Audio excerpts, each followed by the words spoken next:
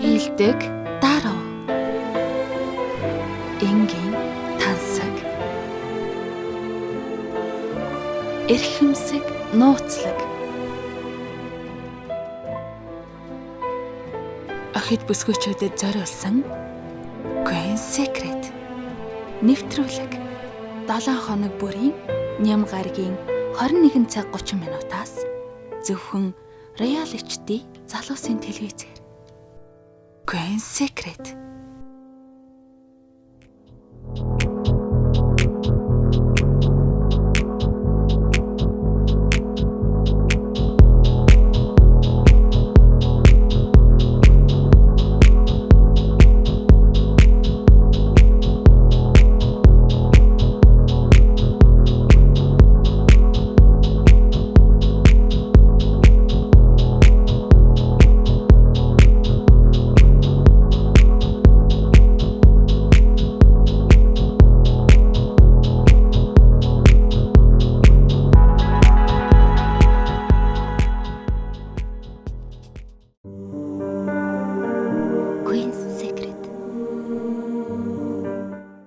Цаана үзэгч та бүхэн амралтынхаа өдрийг аятахтай сайхан өнгөрүүлж байна уу? Ингээд үзэгч та бүхэндээ 21 цаг 30 минутаас гэрийн хойморцод нь хүрдэг Queen Secret нэвтрүүлгийн шинэхэн дугаар эхэлж байна. Нэвтрүүлгийн зочноор загвар өмсөгч топ модель Сэлэнгэ оролцож байна. За манай урилгыг хүлээн авч оролцож байгаа Сэлэнгэдээ баярлалаа. Баярлалаа.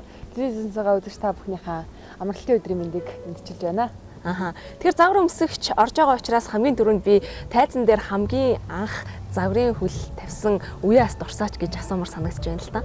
За баярлалаа.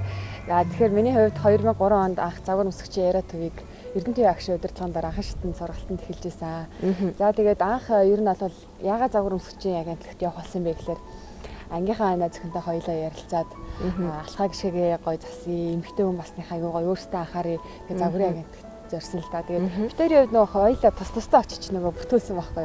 Тэгээд би өөр агентлагт би яриад бүтээлээ. Манай найз зөвхөн бас өөр агентлагт бүтүүлсэн. Тэгээд тэр үед чинь ахуй шигний ордонд ганх гоё шилмэл загвар яараа гэд маш олон агентлагууд бас нэг дор хичээлдэг байсан. Тэгэхээр өөр агентлагт яасан. Тэгээд миний хувьд бас аэротовд орсондоо маш их баярлдаг л да. Эрдэнэтийн агшаасаа маш сайхан олон зүйлийг сурсан. Үдээ зэрэгтэй тийм ээ. Одоо ийм загвар өмсгч болох бүх арга техникийг бол Эрдэнэтийн агш маань суурийн минь тавьсан.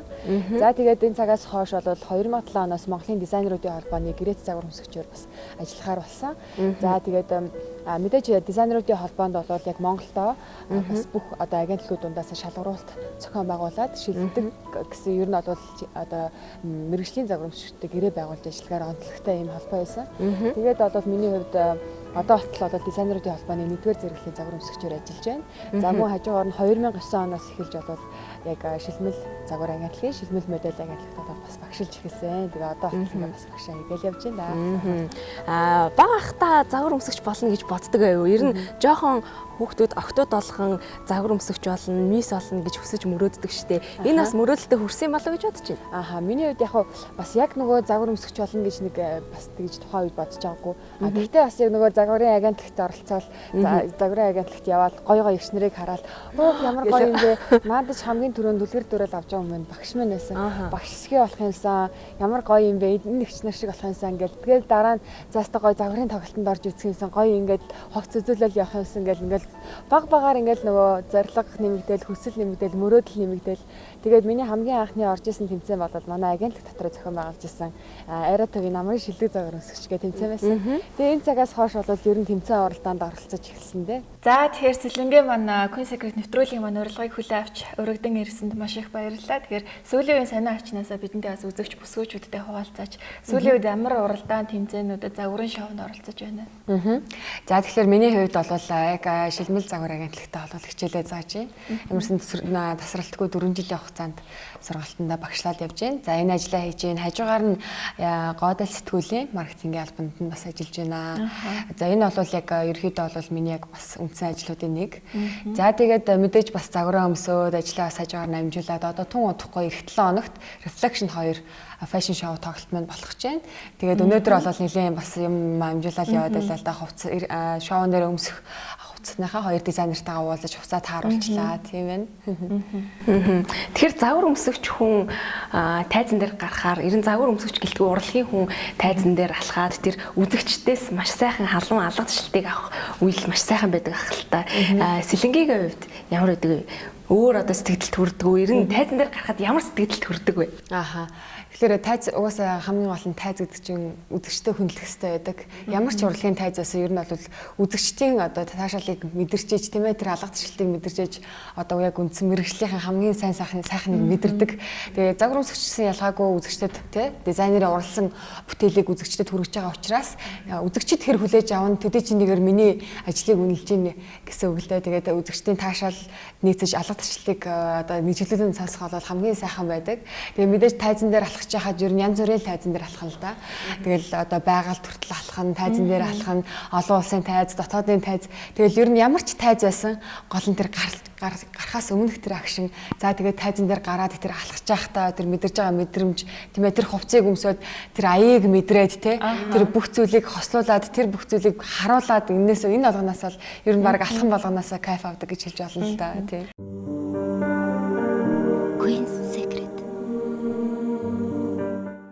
Сэлэнгээс нэг зүйл асуумаар байна л да. Алтан зоосоор адарт бороо орж исэн ч хүний шунал барагддаг. Шунал гэдэг бол өвчин юм.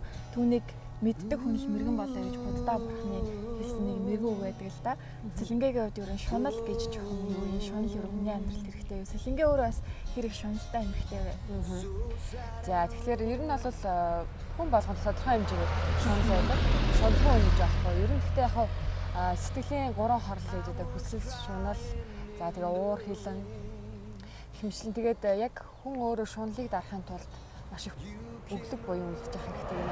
Тэгэхээр альва одоо шунал, атаачдуу, атаархал энэ болгон өөрөө хүнд хизээч эерэг үр дагавар авчирдаг. Өөрөөс дандаа сөрөг үр дагавартай байдаг. Тэгэхээр мэдээж өөрөө одоо юу гэдэг тухайн хүнд атаархаж байгаа эсвэл ямар нэгэн байдлаар юм шунжин гэдэг тухайн хүний одоо өөртөө итгэлгүй сул дорой илэрлэн гэж миний хувьд боддог. Гэхдээ мэдээж шунал яг юунаас үүдэлтэй, юунаас сэтэлтэй вэ? Хүн ер нь амьдралдаа гэдэг чинь хэрэглэх тусмаа, идэх уух тусмаа тэрэндээ улам шунж идэг. Хайрын төрөлхөн шундаг шүү дээ. Тэгэхээр тэрний хэм хэмжээг хүн өөрөө ухамсараараа зохицуулах хэрэгтэй. Тэгээд тодорхой хэмжээнд хүн өөрт шунал байсан ч гэсэн тэрнийгээ дарах чадвартай байх хэрэгтэй.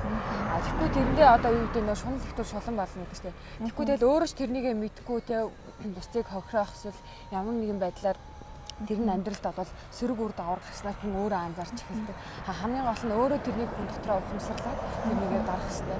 Одоо шунлыг би түрүүнсэн шунлыг бол өглөг буюу дардаг, тийм ээ шунлын сэтлийг дардаг, уур хилэнг төвчээр ялдаг гэдэг чинь тийм болохоор тэр ухамсарыг л өөртөө бий болох хэрэгтэй болоо гэж миний бодож байна. Өглөг хийх ёстой гэлээ шүү дээ. Тэгэхээр сэлэнгээ өрн өөрөө хэр их өглөг хийдэг буянтай эмэгтэй юм болоо. Яг н одоо юу гэдэг байн одоо ингээл хүнд маа гэл юу гэдэг тэрүүгээрээ гол нь хүн одоо юу гэдэг өглөгч гэдэг утгатай биш. Гол нь хүн сэтгэлийн сайхныг хүнд тарах хэрэгтэй. Сэтгэлээр урам хайрлна. Тэр өөрөө бас маш том буян гэж миний хувьд боддог л да.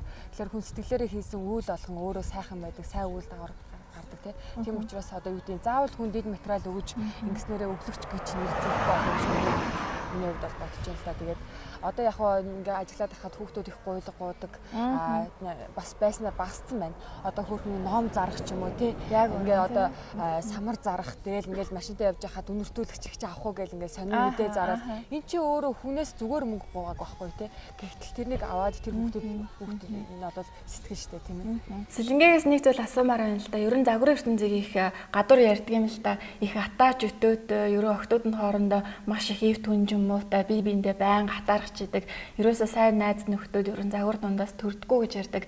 Энэ ерөн хэр үний загварынхнаас ерөн сайн найзуудтай юу сэлэнгээ маань. Тэгээ бас дээр нэмээд асуухад бас загварт явснараа заавал охид бүсгүүчүүд залуучууд маань загвар өмсөгч болохгүйгээс өөрийгөө нээн илрүүлэх боломжтой гэж ярьлаа шүү дээ. Энэ талаараас дэлгэрэнгүй ярих уу? Загварын ертөнц өөрөө маш сайхан. Би загварын ертөнцид маш их хайртай. Тэгээ би үргэлж одоо хүмүүсийн нэг өөрсдөө нэг дотроо дүгнсэн дүгнэлтээр юмыг төсөөлж хардаг шүү дээ. Тэгэхээр загварын ертөнц бол хүнийг маш гоёор нээдэг. Энэ бол соёл урлагийн нэг салбар шүү дээ. Тэгэхээр хүн урлагтай ойр байгаа хүн маш гоё өөрийгөө хүмүүжүүлдэг, маш гоё биеэ авч явдаг. За тэгээ сэтгэхийн хувьд ч гэсэн үргэлж маш гоё зүйл рүү тэмүүлж маш гоё гэгээлэг тэм сэтгэлгээтэй байдаг гэж би боддог л да. Тэгээд загварын ертөнц бол яг ерөнхийдөө дийлийнх нь эмэгтэйчүүд загвар өмсдөг. За тэгээд агентлаг бол өрсөлдөөний хувьд бол өрсөлдөөнтэй салбар. Харин атгаач хөтөөгийн хувьд бол хин чадвартай, хин одоо тий өөрийгөө бусдаас илүү одоо гаргаж чадчихээн, бусдаас ялгарч чадчихээн, хин өвөрмөц байж чадчихээн, хин тайзан дээр өөрийгөө илүү одоо юу гэдэг үзэгч олон илэрхийлж чадчихээн вэ, хувцсыг хэр амьлуулж чадчихээн вэ гэдгээр өрсөлдөөний шалгуур бол аяанда шигшгдэд гараад ирдэг. Queen's Secret. Тэгэхээр манай нэвтрүүлэгт маань бол урлаг, соёл, спорт гээд маш олон салбарын бие гоё авч явдаг, олонний танил тиймэрхүү бүсгүйчүүдийг оролцуулдаг л да. Тэгэхээр Сэлэнгээгийн хувьд ер нь сайхан эмэгтэй хүн, сайн эмэгтэй хүн гэж чиний бодлоор яг юу гэсэн утгатай үг юм болоо? Одоо өөрийгөө бол мэдээж сайн эмэгтэй, сайхан эмэгтэй л гэж хэлэх л ахал та. Гэтэ яг энэ хоёр үгний те ялгааг нь бас тайлбарлаж өгөөч.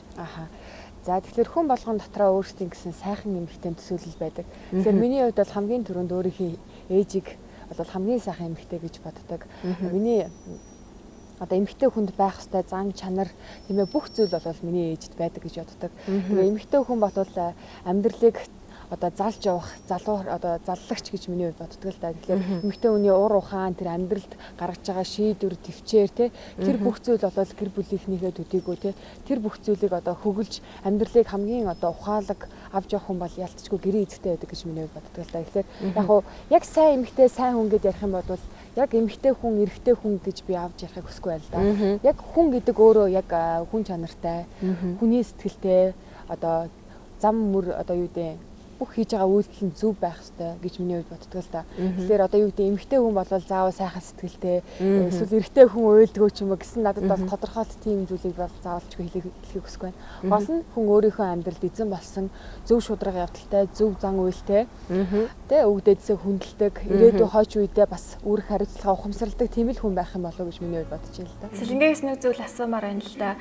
Загварын ертөнцийн хамгийн том цол бол мэдээж топ модель гэсэн эрхэм цол байдаг шүү дээ, тийм ээ. Тэгэхээр топ модель гэсэн цол хэрэгмийн тухайд өөрийн тань бодлоор энэ цол бол ямар үн цэнтэй байдаг вэ? Бусад цолоодоос ямар юугаар айлгаатай? За тэгэхээр манай Монголд гоёл наадам байна бол Монголд баг загварын ертөнцийг үүсгэн бий болгосон, суурийг тавьсан, одоотл хөгжүүлж яваа бас том наадмуудын нэг гэж би бодож явдаг. Тэгээд ийм том наадмаас бас нэр хүнд бүхий топ моделийн шагнал авсандаа бол маш их баярлдаг. Тэгэхээр топ модель гэдэг альва салбарын топ нь гэдэг бол тухайн одоо бусад үеийнхнээсээ бол илүү шилдгээр ялгарч гарсан учраас энэ шагналыг олгогдсон болов уу гэж миний хувьд бас бодож баярлаж явдаг. Мэдээж шагналын үн цэн гэдэг бол тухайн шагналыг авахаас өмнө за мөн дээрээс нь авсны дараах гэдэг бас хариуцлага маш өндөр байдаг. Гол нь энэ шагналын эзэн байж чадах хүн мөн үү, аваад явах чадвартай хүн мөн үү, цаашдаа энэ хүний ирээдүй ямар вүлээ гэдгийг бас их хардаг. Энэ хүн одоо загвар өмсөгчдийн нүүр царай болоод явж байгаа учраас топ модель шагнал авснараа бөшөө илүү хүмүүсийн анхаарлын төвд ордог. Тэгэхээр гадуур явхад ч гэсэн ер нь тайзан дээр байхад ч гэсэн хүмүүсийн анхаарал өшөө илүү шалгуур өндөрсөн байдаг. Ер нь тэгж хэлж болно. Миний хувьд топ моделийн шагналыг бол 9 жил өнгөрсөн 2011 онд авсан байгаа. Тэгээд энэс өмнө бол миний хувьд Азийн супер модель тэмцээнэ 2009 онд Азийн супер 10 загвар өмсөгчийн нэгээр шалгарч ирсэн. За мөн дээрээс нь Азийн стар модель өргөмжлөлийг авсан. За яг Монголынхаа шагналыг авахаасаа өмнө төрүүлээд Азийн тэмцээн уралдаанд оролцож бас өөрийнхөө чадварыг харуулсан учраас миний энэхүү бас одоо шагналыг үнэлж бас топ моделийн шагналыг өгсөн болов уу гэж миний хувьд бодож байна л да. Тэгээд бас үнэхээр энэ бол миний амьдралд маш том урам зориг надад хайрлсан. Тэгээд хүн бол хийж бүтээсэндээ бардамнах биш, хийж бүтээсэн зүйлдээ урамшаад өшөө илүү зүйлийг хийхин төлөө цаашдаа зүтгэх ёстой. Одоо юу гэдэг би ямар нэгэн байдлаар топ модель шагналыг авсан юм чинь гэж хизээч одоо миний хувьд энэ шагналдаа бардамнаж байсан үе бол байхгүй. Харин ч би өшөө илүү амжилт гаргах ёстой, өшөө илүү би зүтгэх ёстой, би өшөө илүү энэ загварын ертөнцид өөрийн хүчний бие оруулах ёстой гэсэн тийм сайхан зүйлийг надад мэдрүүлж өгсөн миний хамгийн хайртай шагнал. Хувь тавилан гэж хүмүүс их ярьдаг даа Сэлэнгээ. Ерөн хүний амьдрал ерөн цаанаасаа зурсан зургаараа болдог, хувь заяа төөргөөрөө л явдаг. Чиний өнөөдөр ямар ажил хийх, хинтээс хөдөөцтэй болох нь хүртэл цаанаасаа бурхны хувь заяагаар болдог гэж нэг хүмүүс ярьдаг. Харин зарим хүмүүс нь болохоор хувь тавилан, хувь заяа төргийнхэн өөрөө хийж бүтээдэг гэж ярьдаг л да. Энэ хоёрын ерөө алинтай санал нэгддэг вэ? Би яг одоо юу гэдэг нь яг нэг талыг баримтлаад яг нэгэнд нь туушраад явдаггүй л тийм. Зарим тохиолдолд үнэхээр цаанаасаа заяасан ч юм уу эсвэл зурсан зураг байдаг ч юм шиг санагдав.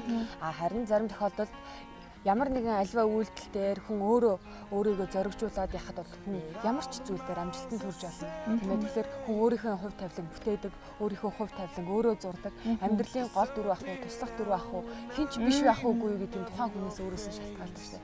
Яг уу зүгээр бүр яг өөрөөс шалтгааллахгүйгээр заяасан Монгол улсын иргэн болон ч юм уу те. Нэгчлөөний охин баш төр энэ бол бурхнаас заяасан зориг шээ. Тийм ээ. Тэгэхээр яг уу мэдээж хувь тавилан хүн баш төрсөн цаашдын амьдралдаа эзэн болох үгүй гэдэг нь тухайн хүмүүс өөрөөс нь шалтгаалсан юм болоо гэж бодож байна. Queen's Secret. Тэгэхээр гадаа маш гоё дулаараа л ерөөхдөө айрын эдэн өдрүүд нэлээд жоохон сэрүүн хүүтэн салхитай байлаа шүү дээ. Засаа саяллаа. Өнөөдрийн хувьд бол хоёлаа ингээ гадаа яриа сууж байхад бол баг нэг тэгж хүүтэн сэрүүнийг нэг ажирахгүй хоёлынгийнх нь яриа бас гоё ингээд нийлээд байна л та. Тэгэхээр дулаан цаг болж байгаа болохоор ер нь хавар цаг болохоор хайр ирдэгэ гэдэг нэг үг гэдэг шүү дээ. Тэгэхээр ер нь хайртайгаа уулзсан уу? Ер нь болцоонд явъя гэж хэр их одоо залуучууд санал тавьдаг вэ? Тэгэл яг нөх хүн болгон хавар цаг ирэхлээр нэг цаанаас сэтгэл нэх гоё хөнгөрөөл нэх гоё гэдэг штэ. 100 болохлээр нэг юм хүлээгээд байгаа ч юм шиг нэх гоё болох гээд байгаа ч юм шиг нэг тийм догтлыг хүн болгонд өгдөм болоо гэж боддог. Би ялангуяа эмэгтэйчүүд маань тэгэл одоо өөрсдийнхөө хувцс сонор те бүх зүйлдээ анхаардаг штэ. За 100 болох чинь одоо торхгүй болохгүй ч юм уу гэж. За 100 болох чинь ингээл хувцс сонорнаас ахуулаад хийж төлөвлөх амралтаа яаж өнгөрүүлэх вэ гэл ер нь маш бодох зүйл ер нь их байдаг. За тэгээд яг миний хувьд бол одоо найз залуутай тэгээд болцоонд хоёулаа хамтдаа байнга явдаг. Хоолнд орно, кино үзэн, тэгээд хамтдаа цагийг өнгөрүүлэх зүйл бол зөндөө байдаг. Тэгээд яг нөгөө загвар өмсөгч хүн гэхлээр хүмүүс тэгж боддог байх л та утсан байнга дуурал залуучууд яриад хаяад ингээд яг миний хувьд бол нэг тийм айхтар хэцүү зүйл бол байдаггүй. Яг нөгөө одоо юу гэдэг сошиал нэтворкын Facebook ч юм уу одоо Instagram эдгээр ер нь ингээд айхтар яг дандаа миний хүрээллийн хүмүүс намайг мэддэг хүмүүс байдаг учраас одоо нэг тийм хүндрэл учруулад дутгүй л те. Тэгээ гол нь гоё хүмүүс гоё мундаг шүү, өшөө сайгүй хичээгээрээ гэл ингээд урмын сайхан өгнөд хайрладаг надад маш сайхан санагддаг. Моделуудын яриагаар бол хэдэн жилч загвар өмссөн хамаагүй ямар ч тайзан дээр өрн гарахад сандралтай догтлолтой байдаг гэдэг юм л дээ. Сэлэнгээ маань юу хэр их догтлох вэ? Мэдээж догтлол тодорхой хэмжээгээр байлгүй яах вэ? За догтлол маань анхандаа сандрал байсан. Тэгэл тайзан дээр гарахаас өмнө бол байнга сандардаг байсан. За мэдээж ягаад энэ сандрал догтлол бас бий болж байгаа гэхээр гол нь өөрийнхөө өмссөн хувцсыг үзэгчдэд хүргэх юмсан. Би зүгээр нэг тайзан дээр гараад хийд юм алтгаад ороод ирэхгүй юмсан. Бас гоё сэтгэлд хоногсон тэр бас гоё үзүүлбэрийг үзүүлэх юмсан гэдэг үднээс өөртөө тодорхой хэмжээний одоо нэгсэндээ шалгуур тавиад те тэрнийг бас тэгж хийх юмсан гэсэн хүсэл эрмэлзэл байдаг учраас ер нь бол тэгж дагталдаг гэж миний хувьд боддог л та. Тэгээд ер нь тайзан дээр гарахаасаа өмнө бол хувцас хардаг л та. За энэ хувцсны маань давуу тал нь юу вэ те? Одоо энэ хувцсны маань онцлог нь юу вэ? Дизайнер энэгээр юу өгүүлэх гэсэн юм бэ гэдэг загвар өмсөгч болгон мэдрэх хэвээр, мэддэг байх хэвээр. Тэгээд тайзны урлаг маань өөрөө бас 100 мэдрэмжийн асуудал байдаг. Мэдрэмжтэй байх хэвээр байдаг. Одоо бүжигчин маань хүртэл бүжиглэхэд хөгжмийн сонсголоос ахуулаад тийм ээ. Тэр тайзаа мэдрэх, үзэгчдийг мэдрэх энэ болгон чинь загвар өмсөгчд хүртэл бас байдаг. Тэгээд энэгээр одоо бас онцлогтой.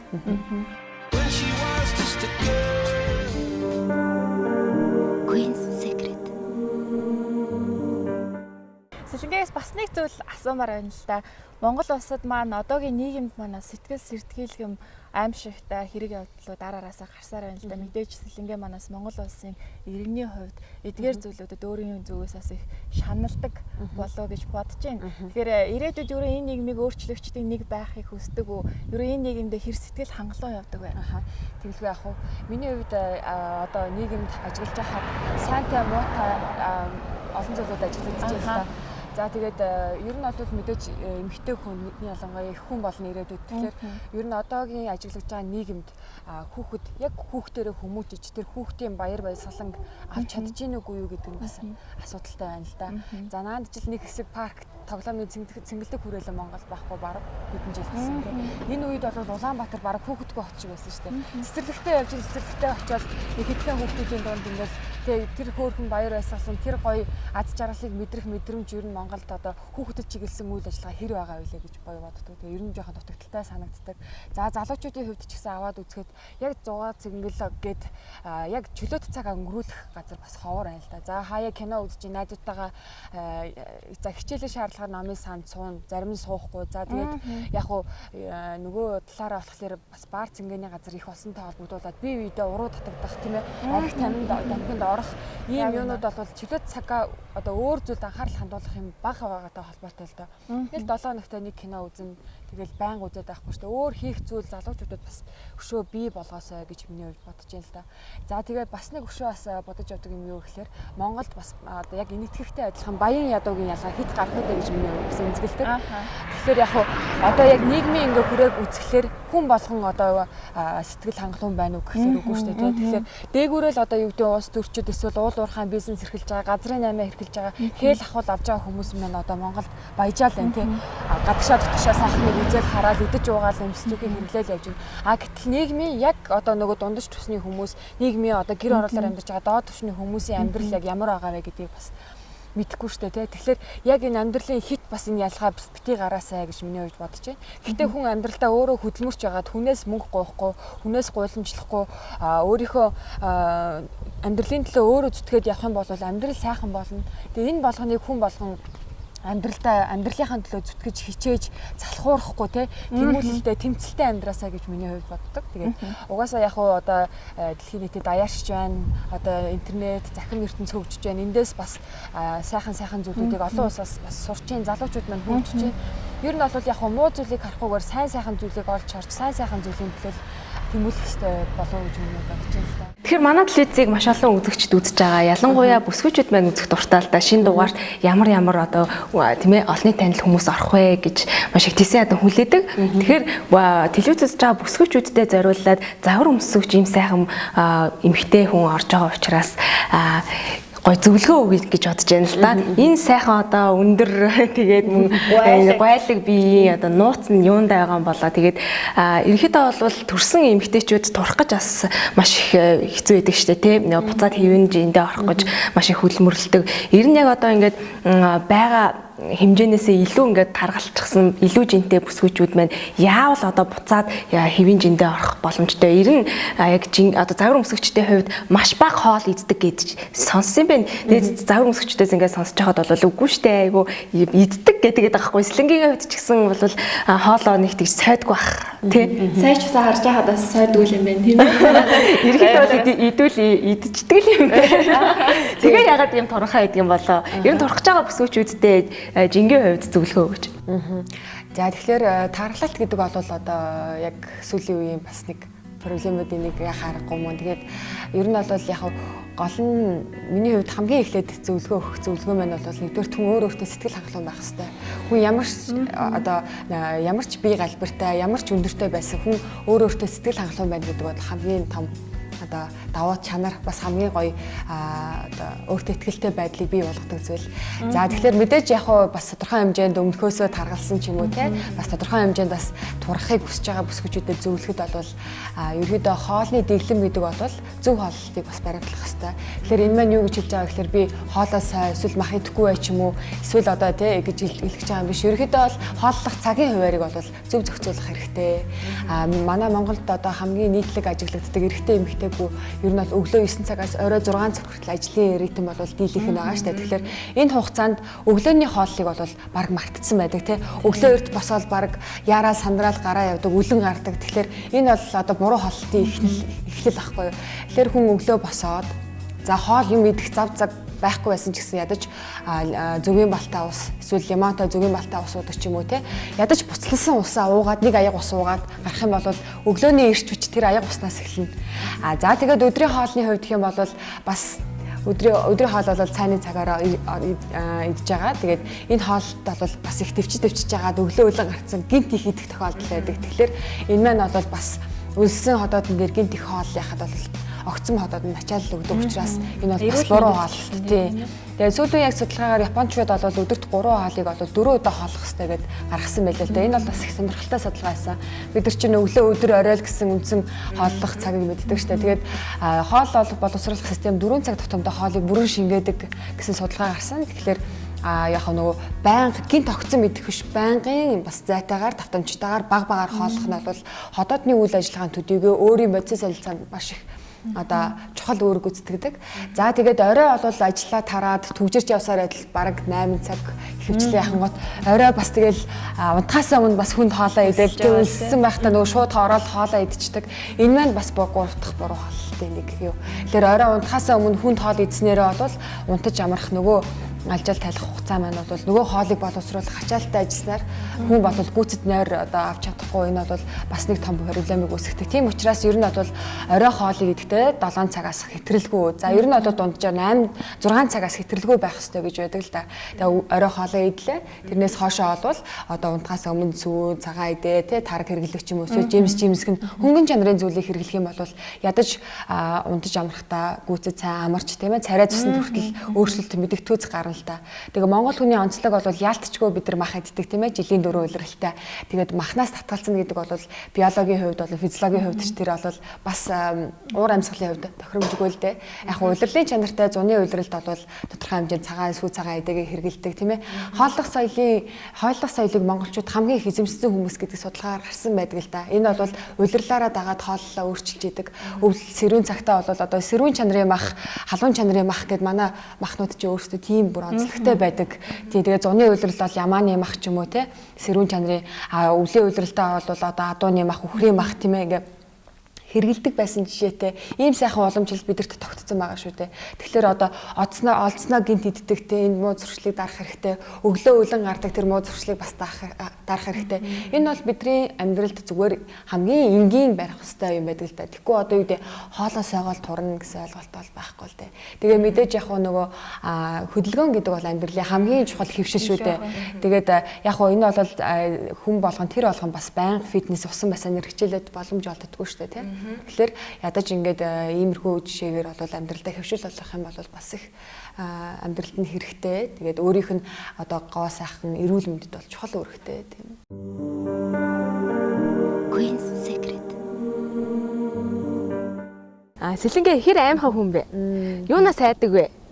Тэгээд би ингэж асуумаар санагдаад байна л да. Хамгийн сүүлд одоо айлгаж одоо чичрээжсэн тийм зүйл байна уу? Ер нь юунаас айдаг вэ? Ер нь хэр одоо өөртөө итгэлтэй одоо янз бүрийн юмнаас айхгүй одоо тийм хүн бэ? Ерөнхийдөө бол зарим хүмүүс чинь нөгөө хийх заримдаа нөгөө сэтгэл нь байгаа мөртлөөсөө нөгөө юу яадаг штэ тий хийж чадахгүй зарим нь бол хийх чадвартай мөртлөө сэтгэл нь байдгүй те нэг юм эхлүүлэх гэжсэн айгаал за ингэчүүл яах бол тэгчүүл яах болоо гэл нэг айдаг штэ те ер нь амттай шавчнаас айдаг уналтаас айдаг ер нь юунаас айдаг хүн бэ за тэгэхээр хүн болгон тодорхой хэмжээний айдас айдаг миний хувьд ч гэсэн бас айдаг гадны нөлөөллөөс гэх юм бол ерөөдөө яг амтан хорхоо шовж аалмаалж юм уу нэг тиймэрхүү юмнаас бол нэг амтан төрлөөс бол нэг хайгаад байдаг юм гол нэг айцыг хүн төсөөлөөрөө бий болгодог гэж миний хувьд боддог л доо. Тийм учраас төсөөлөлтөө ямар нэгэн тийм зүйл байхгүй гэхээр хичээдэг.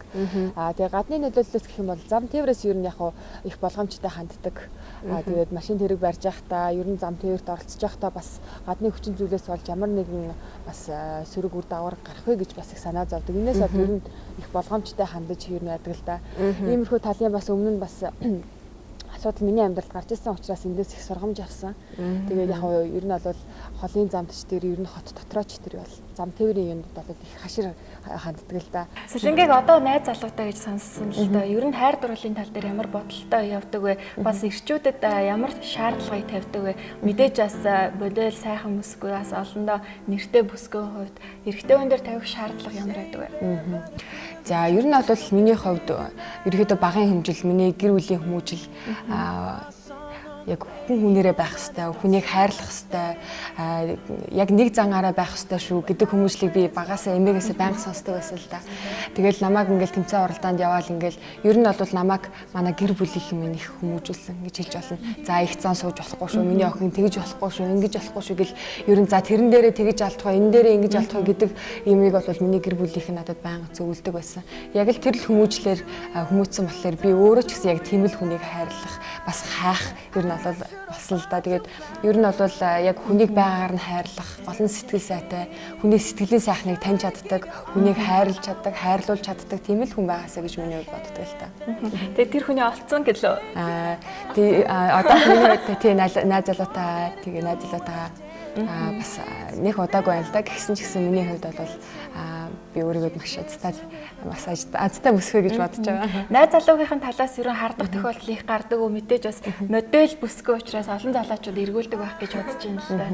Ер нь бол хайр дурлал өөрөө итгэлцэл бас хүндлэл байж одоо ер нь бол цаашдаа үргэлжлэдэг гэж боддог. Тэгэхээр альва ямар ч тохиолдолд бие биедээ үл итгэх юм бол харьцаа цаашаа үргэлжлэхгүй тийм учраас миний найз залуу надад итгэдэг учраас нэг тэгж хардах шалтгааныг бол гаргаад байдаг бол тээ. Тэгэхээр сэлэнгээгийн хайрыг татсан тэрхүү одоо эрхэмд сэлэнгээгийн чухам юу таалагдсан гэж боддог вэ? Бас сэлэнгээ энэ дэр нэмээд асуучаад хүмүүс ерөн сэлэнгээгээ юу нь гоё гэж хэлдэг вэ? Өөрийнхөө хамгийн хайртай эрхтний хэлвэл. Ер нь хэд бол угаасаа миний найз нөхөдтэй намайг их гоё энергитэй гэж хэлдэг л дээ. Ер нь уулзаа сууж байхад амар цоглог ингээл амар их хүчтэй байдаг гэж хэлдэг л дээ. Гэтэ би ерөөхдөө бол өөрийгөө дүгнэх бас ингэж ярих дурггүй л дээ. Гэтэ ерөөхдөө бол хүмүүсийн энэ хандлага ерөөхдөө хэрхэн тэгж сонсогдчихсэн. Тэгээд манай найз залуу хүртэл би чиний сэтгэлд чинь дурлсан гэж хэлжсэн. Энэ одоо бас миний сонсчихсан бас сайхан өгнүүдийн нэг байсан. Айвал бүхий хийвэл бүү ай гэдэг штэ. Ер нь бол тийм л зарчмаар байдаг. Тэгээд яг хуу нэг хийж байгаа зүйлдээ өөрөө яг сэтгэл гаргаж хийдэг учраас альва зүйлээс нэг хойрох шод байдаггүй шүү. Тэгэхээр өөртөө итгэлтэй ерөөхдөө бол зоригтой бүсгүй гэж ойлгож болох нь шүү дээ, тий? Ер нь альва хүнд зориг байж амжилтыг дагуулдаг гэж бодог.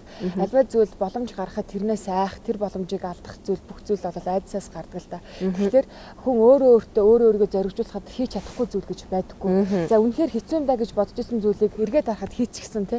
Өө эн чинь ийм л зүйл байсан юм байна штэ гэдэг зүйл бол хүн хийж ижил мэддэг. Тэрнээс хийхээс өмнө айсан зүйл бол хүнд маш том саад болдог л та. Тэгвэл би гоо сайхны талаар зөвлөгөө авмаар юм л да. Манай бүсгүйчүүд маань ч гэсэн гоо сайхны зөвлөгөөг авах хүсэж байгаа гэж бодож байна. Ер нь олонний танил болон сайхан бүсгүйчүүдээс үзэгчд маань үлгэр дуурайл авдаг шүү дээ, тий. Тэгэхээр цэлэнгээгийн хувьд гоо сайхандаа мэдээж эмхтэй юм чинь анхаардаг байх. Маш их ажилтай учраас гоо сайхны салоноороос үйлчлүүлээд байх нэг тийм цаг завч бас байдгүй байх л гэж бодож байна л да. Гоо сайхны салоноор үйлчлүүлж амжихгүй үедээ гэрийн нөхцөлд өөртөө ямар жороор гоо сайханд анхаардаг өвсөндөө нүүрэндээ. Яг мэддэг юм шиг асуулаа да. Миний хувьд бол ер нь бас яг байнга ингээ яг үнэхээр гоо сайхны салоноор үйлчлүүлээд байж амждаггүй. Тэгээ ер нь ямар ч гэсэн сардаа бол 2 удаа, за бүр амжихгүй маань сардаа 1 удаа бол заавалчгүй мэрэгжлийн гоо сайхан чи тандаж массаж хийлгэж арьсаа амрах шаардлагатай байдаг.